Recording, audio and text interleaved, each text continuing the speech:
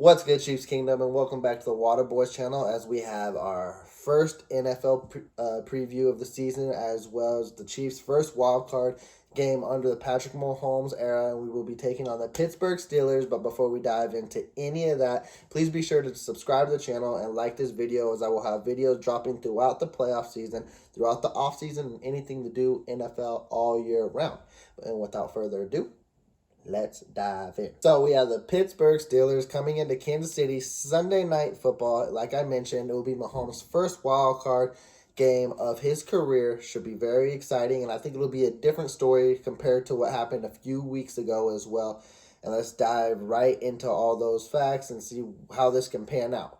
Now, of course, I'm going to predict KC to win because I can't go against my team. But as well, too, do I see it being a 36-10 type of game? I don't know, honestly. Like, it depends on what you're buying and what you're seeing and what you just believe in. Because you got Big Ben on one side saying, which I think is a bunch of BS, honestly, saying that, hey, they're better than us. We're not supposed to be here. We're just going to have fun. And, hey, let's just enjoy the ride, which I totally agree with that. Like, if KC plays their best football, it should be a 36-10 type of game, and Pittsburgh should be nowhere in the game as well.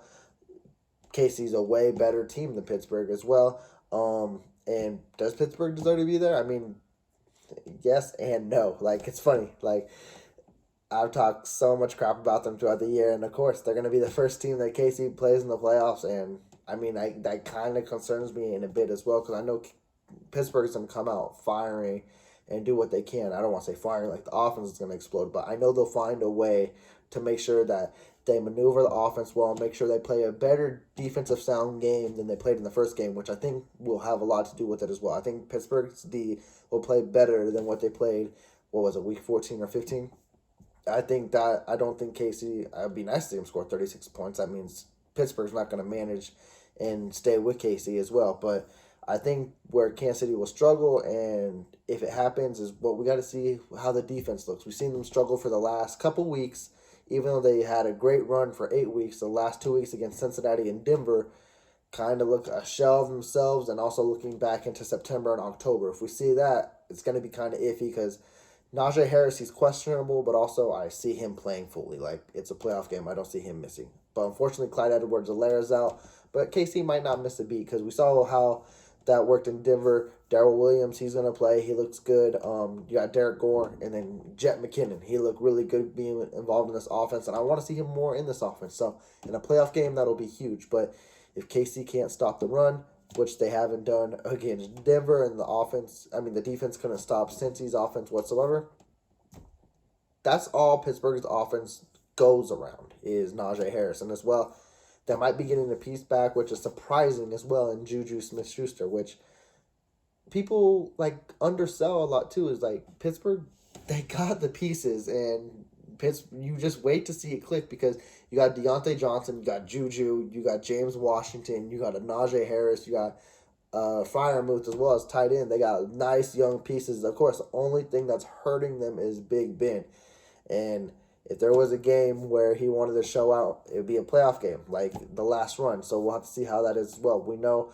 playoff football is different than regular season football. Everything is on the line. You'll see a lot more risk-taking, a lot more fourth downs going forward. Like, Pittsburgh will know they'll do anything to stay in the game with KC, and KC happens to slip up here and there or have a fumble here and there or a turnover, it could be a closer game than what a lot of people expect as well. But on the KC side of the ball is they didn't have Travis Kelce because he was out with COVID. They didn't have Nick Bolton because he was out with COVID. I want to say special teams was completely different. They didn't have Townsend or Bucker. They had Hill, but he was coming back from COVID, and he only had 2 catches. If anyone remembers, it was the game Byron Pringle went off, which we haven't seen much from Pringle since. But as well, you have 2 big assets back in the game in Hill and Kelce, which will change the game completely as well. And then the running game has been a bigger factor since then. They've been maneuvering the ball around the field. McCole Hardman, let's see if he can progress or trend in the direction that he was against Denver. If he can stay a big focal point in this offense, that would be huge if he can as well. And let's just see a lot of things happened in that game that was just kind of iffy that I don't know would happen again. For example, TJ Watt only had one tackle, but also he is battling with broken ribs. It seems like he's kind of adjusted on how to play with those broken ribs, so we'll see how that goes.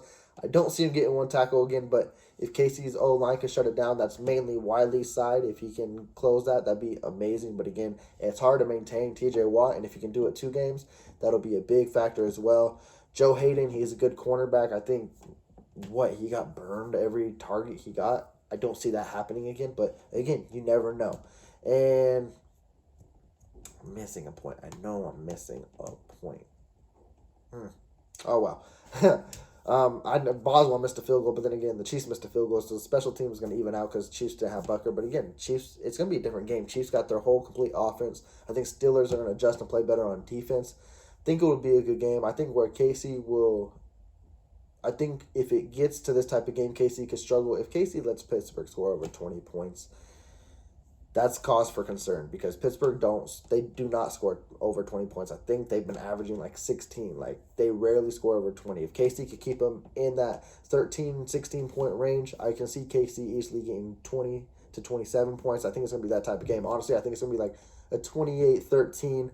I think the defense is going to have a nice bounce back. I think they need to as well because for this team to succeed, as much as we want to see the offense explode, and they do have their spurts as well and their runs, this defense is very, very crucial down the playoff run. Like, we know how it is.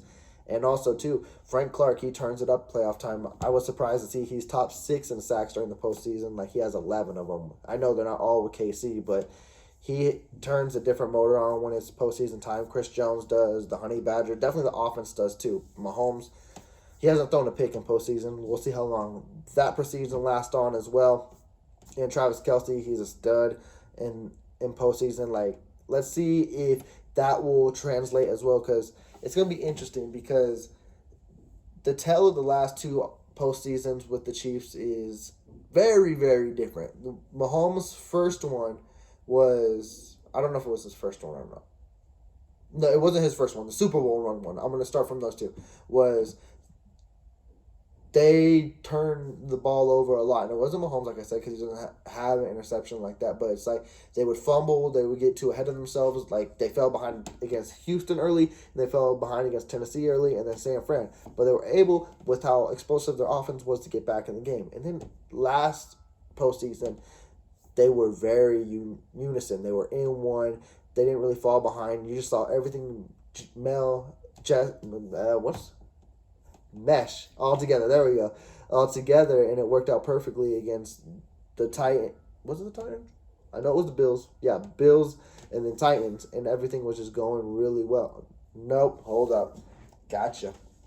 Going too fast. It was against the Browns when Henne came in. Like, even before Henne came in, Mahomes was doing great, and then the offense looked great, gelled together in the Buffalo. It was all unison again and clicked really well. And then, of course, the Super Bowl, unfortunately, they lost to the Bucs just because the O-line was just decimated and destroyed. I hope to see more, I guess, altogether of one. I want to see the consistency of the offense come from last year and then that defense stepping up in prior years for that Super Bowl run. It's going to be exciting to see. I do think KC will win this game. I just think it'll be much harder than what a lot of people expect. A lot of people are expecting a blowout, but I think Pittsburgh will come to play.